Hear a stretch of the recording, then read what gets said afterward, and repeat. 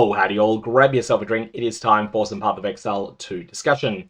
One of the new ascendancies that Grinding Gear Games teased that's coming out in 0.2.0 is the Lich. This is one of 5 ascendancies. 2 of the others are going to be for the new Huntress class, and the other 2 are the Smith of Kitava, which is a warrior, and the Tactician, which is a mercenary. But today's video is going to be a deep dive into the Lich. Should you play this? What are its strengths? What are its weaknesses? And what are some of the unique things that it's got going for it? Something that's important to note is that Grinding Gear Games put out this image that showcases what the Lich has got going for it, and they did that in their press kit. Unfortunately, it has a mistake in it, and that is that Dominion over Flesh and Blackened Heart have been transposed. They've been swapped with each other. Dominion over Flesh is where you want it to be, behind the other node that's related to curses, and Blackened Heart is where you probably don't want it to be, behind the other node that is related to Unholy Might. The reason that I say that is that if you could get Unholy Might from some other source, having Blackened Heart on its own would be absolutely incredible. But Necromatic Conduit has a pretty substantial downside, losing 5% of mana per second. That will be something you'll have to work around if you want to get the benefit of Blackened Heart. That said, there is a lot of power on that leftmost side of the tree. It's just that you're going to have to deal with some difficulties there. In terms of the rest of the texture of the Lich Ascendancy, there is a strong vibe calling back to Path of Exile 1's Occultist. However, it is not a carbon copy of the Occultist. Many of the same themes are still here. Energy shield, power charges, chaos damage, curses. All of those are here. But the Lich has a few more things going for it as well. This is one of the more complicated ascendancies we've seen, and it has a lot of available points on it. It has 9 major passives on it, which is more than many other ascendancies, but still quite a lot less than the Smith of Kitava is going to get. Now let's start by quickly mentioning the wildest text that's found on this. Eternal life. Your life cannot change while you have energy shield. This text is something completely unprecedented in Path of Exile, and it's also something that can be quite scary in terms of the other things that it could impact in the future of the game. The thing that's important to note here is that this is explosively powerful in conjunction with effects that allow damage to bypass energy shield.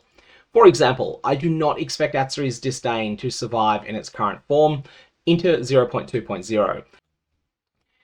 And that's because this 20 to 25% of damage taken bypasses energy shield is a stat that can be Krangle Divined as high as 31%, and this is explosively powerful when you have it in conjunction with Eternal Life. Eternal Life is going to mean that all that damage that bypasses energy shield is just not going to be suffered at all. But there are many other things with this unprecedented text that we just don't know how they're going to work. For example, your life cannot change while you have energy shield. How does this interact with casting a skill where that skill has a life cost? My personal reading is that it is the less favorable way, and that is your life cannot change, therefore you are unable to pay the cost of this skill, and therefore you're unable to initiate it. That said, there are other people who've interpreted it differently.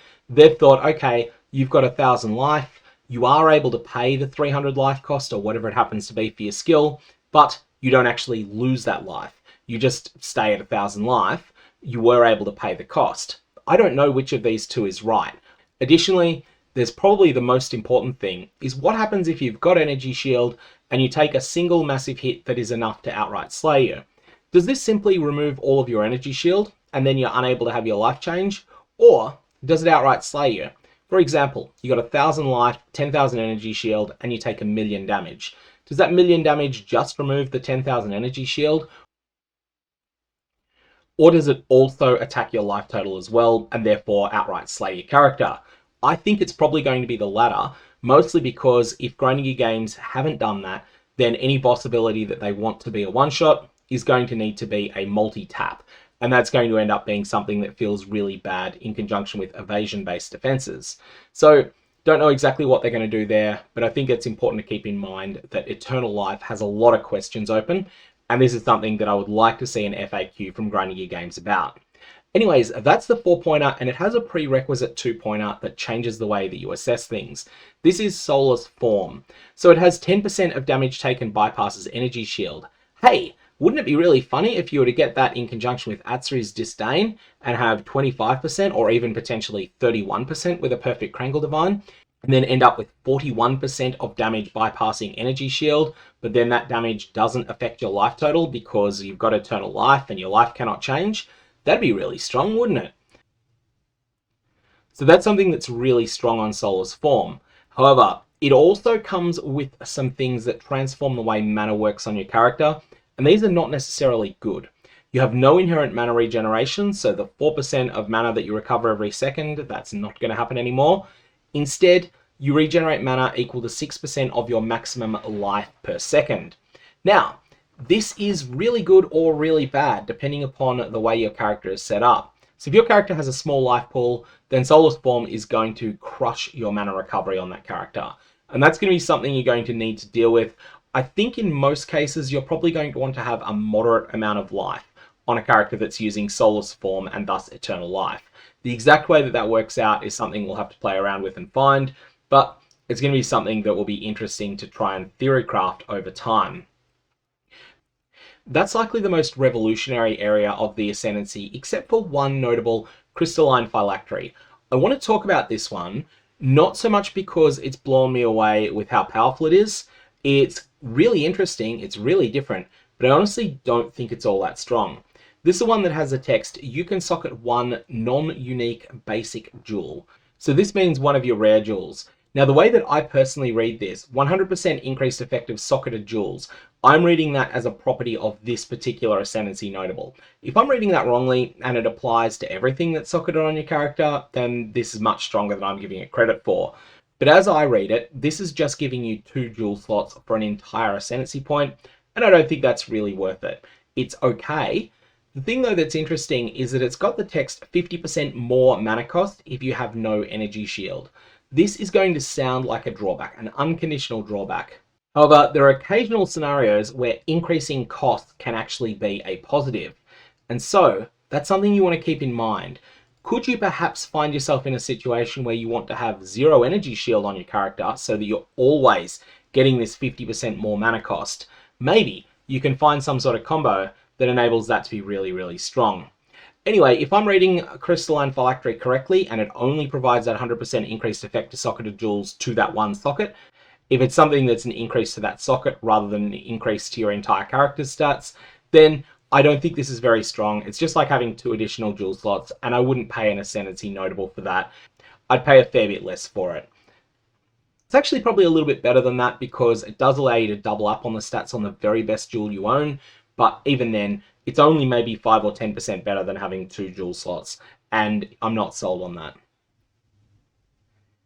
That said, it's a very interesting design, and it's one that if they can get that 100% number right over time, then it could end up being something that's really cool in the long term. Let's have a look at the other 2 pointers next. We have Price of Power. Non-channeling spells consume power charges to deal 25% more damage. 25% more damage is quite a lot, but you need to have the power charges for this to work, and I feel like it's too much of an ask. You're realistically going to be using 1 generator and 1 spender here. Your generator is going to need to be carefully chosen so that it is not a non-channeling spell, otherwise it's going to end up just being a spender. And 25% more damage when it's only applying to one of your 2 skills that you're weaving in, it's not quite so hot. There will be use cases for this, but for general purpose characters, I don't think it's there. Your other option, of course, is that you can use a spell that generally does generate power charges and then often get 25% more damage on it. But when we have a look at the other options that you've got for empowering your spell damage, I think you'll find that this is probably not going to be the way to go. On the other side though, Eldritch Empowerment is a 2-point node. This says non-channeling spells cost an additional 3% of your maximum energy shield. Remember, this is a cost. This is going to prohibit you from using these abilities when you're at 0 energy shield. Unless, of course, your maximum energy shield happens to be 0. If your maximum energy shield does happen to be 0, then non-channeling spells cost an additional 0 energy shield. That's a pretty easy cost to pay. So this is Editing Gog here, jumping in to say that there is a little bit of a potential here for this to not work the way that I originally thought. Grinding Gear Games have one precedent. This was an emergency nerf, but it was a precedent they set in patch 3.16 of Path of Exile 1, where percentages of a maximum amount of a resource could actually be rounded up to 1 if they would otherwise be 0. This was done because in Path of Exile's 3.16 Scourge expansion, there was a mechanic that allowed you to set your maximum mana on your character to 0. This is not blood magic, which exists in a different form in Path of Exile 1. And this meant that a number of skills, specifically skills that would reserve Spirit in Path of Exile 2, these instead reserved a percentage of your mana in Path of Exile 1, and this percentage would end up being 0. So what this allowed you to do was set up this character in such a way that all of these skills had 0 cost, and Grinding Gear Games deemed that to be too strong. Now, because that precedent has been set, I'm not 100% certain that Eldritch Empowerment won't be rounded up to 1. I think it will stay 0, but I have submitted a question to Grinding Gear Games just as an FAQ submission. We'll see if they give an answer to that, but my intuition is that this is probably going to allow spells to cost 0, but I wouldn't absolutely rely upon it. Non-channeling spells deal 30% more damage. This is a lot. And this is one of the things that I really like about this Ascendancy. There's a number of things that can build together to give you a bunch of damage if you do something counterintuitive, like playing with no energy shield on an Ascendancy that's all about energy shield. And then on top of that, you have text that's really needed for this to be usable at all in conjunction with energy shield characters, and that is spending energy shield does not interrupt your energy shield recharge. This, I think, is a very powerful node, but be warned, you must have something that is not a non-channeling spell that is your fallback for if you get surrounded by monsters and you're at 0 energy shield, because you will not be able to bail out of that through using anything else. You must have a solution for that problem. It can be something that's a channeling spell, it can be something that is not a spell at all, but you must have a solution, otherwise you're going to end up having a miserable time whenever you start taking heavy damage and your character simply stops working. On the left-hand side, we have 2 additional arms available for the Lich. The innermost one is dedicated to curses, the outermost one is dedicated to dealing chaos damage. The outermost one is all about the buff Unholy Might. And Unholy Might has a text, this is a buff that grants 30% of all damage added as extra chaos damage. We'll start out by looking at Rupture the Soul first. Rupture the Soul is something that's a little bit harder to trigger than the equivalent node in Path of Exile 1. Path of Exile 1 players may be familiar with what people affectionately call Propane Boom or Profane Boom. It's something with very similar text to Rupture the Soul, but it ends up being a little bit different because it is easier to automatically apply curses in Path of Exile 1 than it is in Path of Exile 2. However, cursed enemies killed by you or by allies in your presence have a 33% chance to explode, dealing a quarter of their maximum life as chaos damage. This is the sort of thing that can set off real chain reactions amongst packs of monsters. If your initial opening spell takes out all of the white monsters in a pack, and that pack is also already cursed, then what's going to happen is that those white monsters are going to explode, and their corpse explosions are going to take down the magic monsters in that pack, and they're also going to do a serious amount of damage to the rare monsters. Additionally, if you've got a mix of rare monsters and magic monsters somehow, like you've got a pack of magic monsters, you've got a rare monster that's got a pack of white monsters with it, then the more dense these packs are, the more that you chain react off monsters there. You start getting the magic monsters down, the magic monsters then start popping, and they start taking out the rare monsters as well. And this is a really good clear speed multiplier, and it's something that can bring down powerful monsters quickly.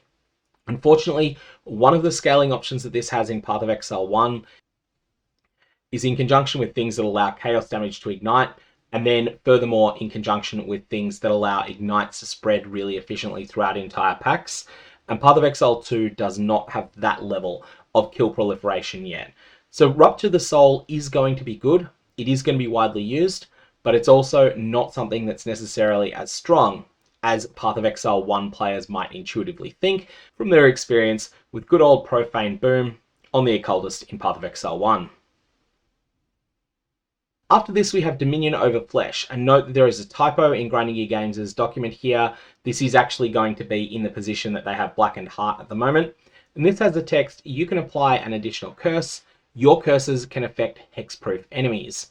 This is something that is reasonably strong, but not something that's overwhelmingly strong, especially given the longer time that it takes to cast curses in Path of Exile 2. I can see people occasionally using this. I can definitely see it being used alongside Blasphemy, but I also don't think it's something that's universally good. Only do this on builds that are going to heavily invest in curses, But if you are willing to do that, then Dominion over Flesh is a tool that you can use. One of the things I really like here is that the 2-pointer is so good that you don't really lose out very much on not taking the option of going to 4 points. Maybe you'll decide that Rupture the Soul is what you want there. You want Eldritch Empowerment, and then you can take one of the other 4-pointers instead. Speaking of those 4-pointers, let's have a look at Necromatic Conduit next. Necromatic Conduit is probably going to be one of the more annoying of these Ascendancy notables. And that's because it does something that's reasonable, but it does so with a very, very severe drawback attached. And then some of the power that you get from Necromatic Conduit you get immediately, but most of it actually comes from the nodes that are 2 points behind them. So Necromatic Conduit might not feel very good when you first click it, but when you've got 2 more points and you're able to take Blackened Heart as well, then suddenly it becomes a lot better. You and allies in your presence, so that is within 6 meters of you, have Unholy Might when you're not at low mana. And again, that's 30% of damage added as extra chaos damage. Additionally, you are going to lose 5% of mana per second. So you can think of this as a 125% nerf to your mana recovery, because by default, you're gaining 4% of mana per second. So you're going to need to build a lot of that back in order to be able to afford to spend mana in the future. The payoff for this is somewhat moderate at this point. It becomes explosive, however, when you pick up Blackened Heart later. But it has a text 4% increased magnitude of Unholy Might buffs you grant per 100 maximum mana. Now notice that Necromatic Conduit's ability to grant Unholy Might is actually shared with allies in your presence. Now this includes all sorts of minions, things that are technically defined as minions inside the game, and also other players that you manage to convince, coerce, or cajole somehow into playing alongside you. Those players are also going to get this massive buff from Blackened Heart. What you can see this as being is something akin to Path of Exile 0.1.0's Archmage. Super powerful buff that is, definitely going to end up getting nerfed. But it's something that you can get for a couple of Ascendancy points, and also for dealing with mana in a different way. You are going to be losing a lot of mana per second, so you are going to need to invest significantly into mana recovery in order to make up for this, especially given that Blackened Heart, you're probably going to want a large mana pool. But think of it this way. What if you have 6,000 maximum mana? At this point, you're looking 240% increased magnitude of Unholy Might buffs. This means that you are providing both yourself and all your minions and all your human allies 102% of damage added as extra chaos damage. This is not as powerful as 0.1.0 Archmage, but it is also something that's very strong, and it's something that you can use in conjunction with a minion playstyle, or it's something that you can use, perhaps the thing I'm most excited by, is using it in conjunction with Rupture the Soul. Cursed enemies killed by you or your allies in your presence have a 33% chance to go boom, dealing a quarter of their maximum life as chaos damage. So here you've got a playstyle that's getting a lot of support, where you don't really focus on doing that much damage yourself. You're providing a whole bunch of extra chaos damage to the minions that you're bringing with you. And I feel like this might be my first thoughts as to how you might go about building a Lich. You might want to go with Blackened Heart, Rupture the Soul. Optionally, you could pick Dominion over Flesh as well, but you do have some other options. Like you could end up just taking Crystalline Phylactery. It may end up being the best option. Or alternately, you might decide that Dominion over Flesh is the better way to go. And then you summon a whole bunch of Spectres, and you have those Spectres doing a whole bunch of extra chaos damage as well. There's a new scaling axis for minions that didn't really exist before, and it's something that I think could potentially be good. Or another way that you could build a Lich is trying to go really, really hard into this Soulless Form Eternal Life side of things. Definitely need to see whether or not Atziri's Disdain survives the patch notes. If it survives it though, this is going to be a tremendously powerful source of additional defense on your character. And even if it doesn't survive it, you can definitely use Soulless Form Eternal Life as it is.